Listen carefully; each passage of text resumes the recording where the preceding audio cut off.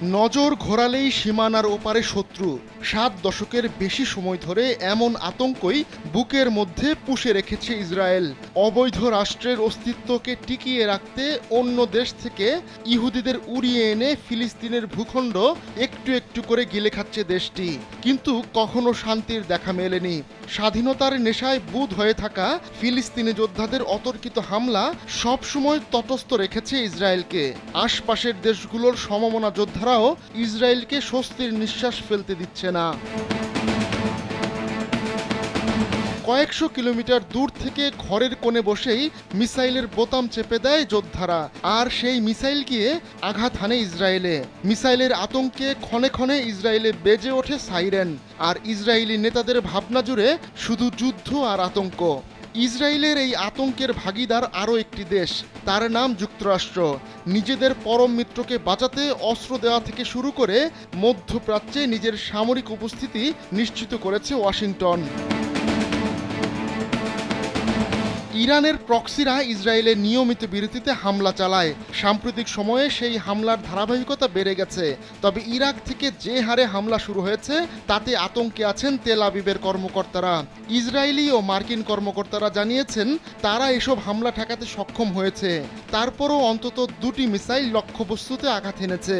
গেল মে মাস থেকে নিয়মিত ক্রুজ মিসাইল ছুড়ে যাচ্ছে ইরানের মদতপুষ্ট ইরাকের যোদ্ধারা। যুক্তরাষ্ট্র ভিত্তিক Washington institute for near east পলিসির একজন ফেলো মাইক নাইটস বলেছেন, হামলার পরিমাণ এবং অস্ত্র ব্যবস্থায় ভিন্নতা অনেক বেশি বেড়ে গেছে। এটাই ইসরায়েলিদের কাজ আরও কঠিন করে দিয়েছে, বাড়িয়ে দিয়েছে আর্থিক খরচও। এসব বিষয়ে ইরানের মদতপুষ্ট বিভিন্ন গ্রুপ, যেগুলো প্রতিরোধের অক্ষশক্তি নামে পরিচিত, তাদের সঙ্গে কথা বলেছে রয়টার্স। এসব সশস্ত্র গ্রুপ ছাড়াও যুক্তরাষ্ট্র এবং অন্য আঞ্চলিক কর্মকর্তারাও রয়টার্সকে সাক্ষাৎকার দিয়েছে। কর্মকর্তারা বলছেন, ইরাকের কাতেব হিজবুল্লাহ এবং নুজাবা ওয়াশিংটনের কর্মকর্তাদের কপালে চিন্তার ভাঁজ ফেলেছে। ইরান এবং লেবাননের হিজবুল্লাহর মধ্যেও নাকি ইরাকি এই দুই গ্রুপ নিয়ে অস্বস্তি আছে। কারণ হচ্ছে তারা এমন কোনো সংঘাতে জড়িয়ে পড়তে পারে যা অক্ষশক্তির অন্য গ্রুপগুলো চায় না। এই পুরো নেটওয়ার্কের মাথা ধরা হয় ইরানকে, আর সবচেয়ে সুসংগঠিত গ্রুপ হচ্ছে হিজবুল্লাহ।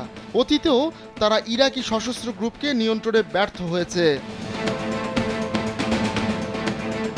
ইসরায়েলের হৃদস্পন্দন বাড়িয়ে দেওয়া এই ইরাকি গ্রুপগুলো 2003 সালে সাদ্দাম হোসেনকে উৎখাতের পর মার্কিন বাহিনীর বিরুদ্ধে লড়াই করেছে। এরপর আস্তে আস্তে ফুলে ফেপে উঠেছে এই গ্রুপগুলো সিরিয়ার গৃহযুদ্ধে বাশার আল আসাদ সরকারের সমর্থনে লড়াই করেছে। এমনকি ইসরায়েলের সীমান্তবর্তী এলাকায় কিছু অঞ্চলও দখলে সমর্থ হয় তারা। 2021 ও 22 সালে সৌদি আরব ও সংযুক্ত আরব আমিরাতে ড্রোন হামলার দাবিও করেছিল ইরাকি গ্রুপ। গেল জানুয়ারি মাসে জর্ডানে মার্কিন আউটপোস্টে ড্রোন হামলা চালায় ইরাকি গ্রুপগুলো। এতে 3 জন মার্কিন সেনা নিহত হয়।